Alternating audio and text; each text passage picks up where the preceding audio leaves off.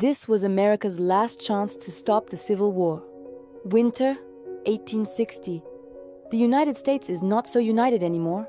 South Carolina has just seceded from the Union, and the air across the nation is thick with tension and fear. Imagine the scene. Newspapers flying off the shelves, their headlines screaming of crisis. People gather on street corners, their faces grim, whispering about what comes next. Is this it? Is this the end of the great American experiment? In the heart of this storm is a small, unfinished brick fortress in Charleston Harbor, Fort Sumter.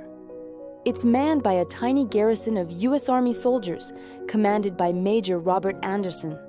They're isolated, surrounded by a city that now considers them a foreign enemy. Every day, they look out across the water and see new cannons being positioned on the shore, all aimed directly at them. Back in Washington, the government is paralyzed.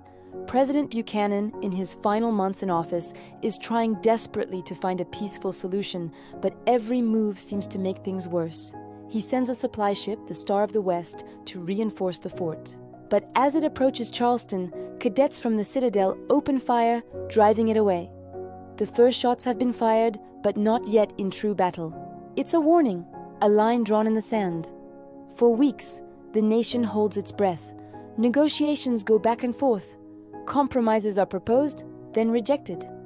Everyone knows that Fort Sumter is more than just a fort. It's a symbol. If the Union gives it up, it's admitting defeat. If the Confederacy attacks it, it's an act of war. The fate of millions hangs on the decisions of a few men. The ticking clock grows louder. Food and supplies at the fort are dwindling. Major Anderson's men are on short rations, their anxiety growing with each passing day.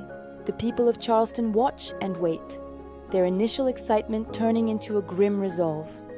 Across the country, families are beginning to divide, brother against brother. Then, in April 1861, the newly inaugurated President Abraham Lincoln makes a fateful decision. He will resupply Fort Sumter, but only with food. No weapons, no soldiers. It's a final, desperate attempt to de-escalate, to show peaceful intent. But for the Confederacy, it's the final straw. They see it as an act of aggression, a reinforcement of federal power on their soil. The ultimatum is delivered to Major Anderson. Surrender the fort, or it will be taken by force. Anderson refuses.